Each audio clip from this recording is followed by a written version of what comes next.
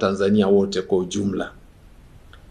Baraza la Maaskofu Katoliki Tanzania halihusiki na hayo maudhui yaliyomo kwenye andiko hilo ambalo lina hicho kichwa cha habari, tamko la Baraza la Maaskofu Katoliki Tanzania TEC kuhusu amani kwa taifa kuelekea siku ya uchaguzi mkuu wa Jamhuri ya Muungano wa Tanzania utakaofanyika tarehe 29 Oktoba 25.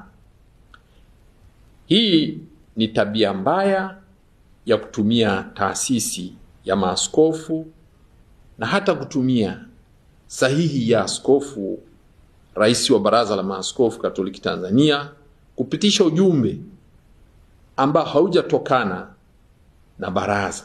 Na hivi tunasema ujumbe huu au waraka sio tamko la maaskofu, na tabia hii mbaya ikomeshwe na wenye mamlaka ya kukomesha wanaokiuka taratibu za taasisi zingine.